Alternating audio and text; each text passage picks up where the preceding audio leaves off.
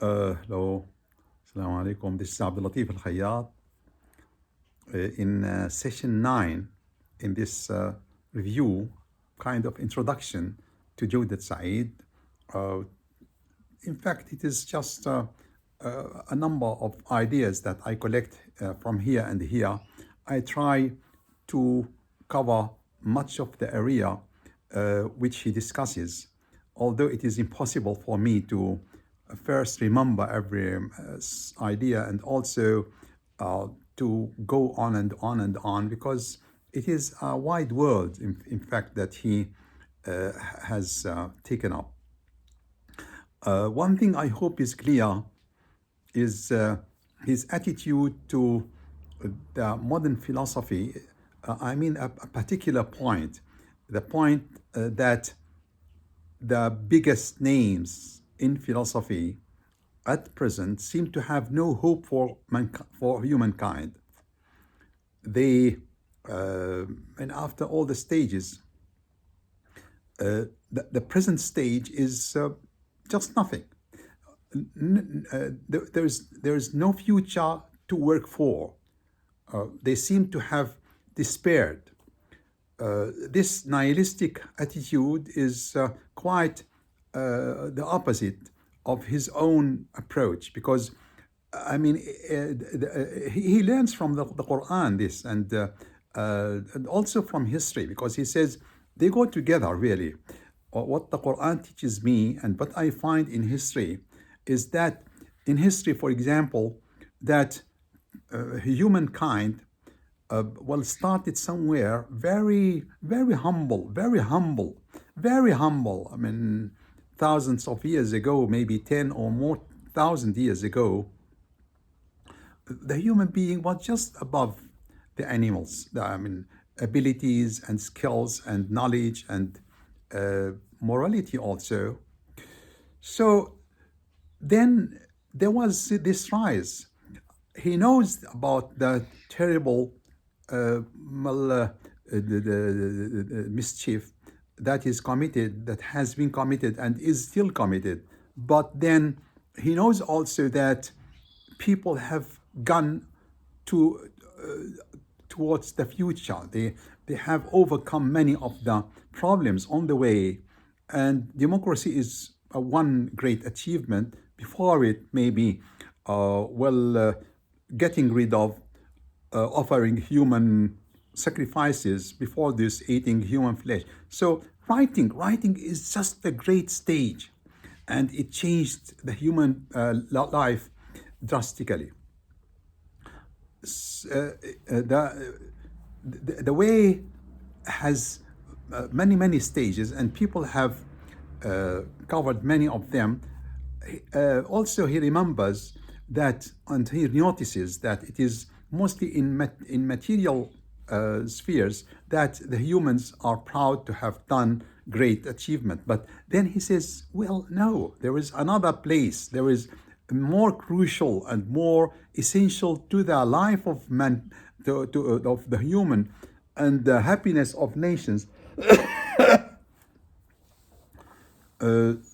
That is the place where history tells you, look and see what happened to that power and that people.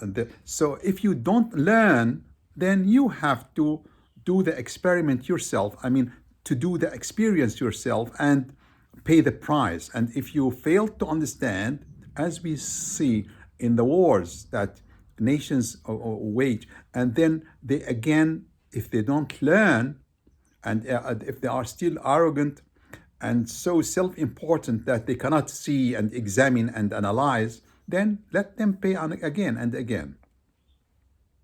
That's the idea. But they still make progress. They still make progress, and they still are not the same. They are not the same, because life cannot be the same. Creation was not something that God did once and for all. It is something that continues to expand and to have increases. And that is in the Qur'an. I think it is the first verse of Surah 35, maybe, Fatir, And there we have this, that God increases in creation whatever He wills. That we can see in life. That's why I can see that we are not the same as people a century or 2 or 10 centuries back.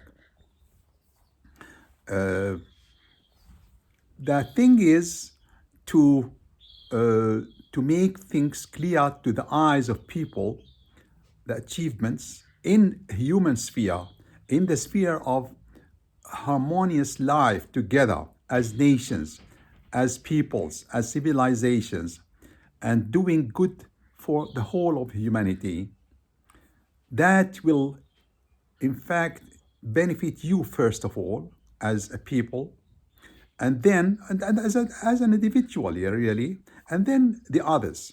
So when you do good, when you contribute to a better life of people by inventing something, by helping the poor, by helping the sick, when nations need you, experience, skills, expertise, money, the people need. And when you are haughty and self-satisfied and well-centered, as many nations and civilizations are, that doesn't give you happiness. And maybe when you see that, you will find people, the philosophers who say that there is no hope for the future. The idea is to have in morality and religion a solid ground in which you stand, in the same way as you have in physics and medicine and chemistry and those spheres. Here, yes, it is as certain as there in morality and religion. That is opposite to what the others say. Some philosophers, that there is nothing real and there is nothing certain and we can all be in the wrong. No, yes, I can be, you can be, but history is not like that. It has its lessons. That something happens, you watch it and you watch the outcome, the consequences. It is watching, seeing, following, tracing, and examining and drawing the lesson every time. And that is history, and that is the future. We can expand this a little. Thank you.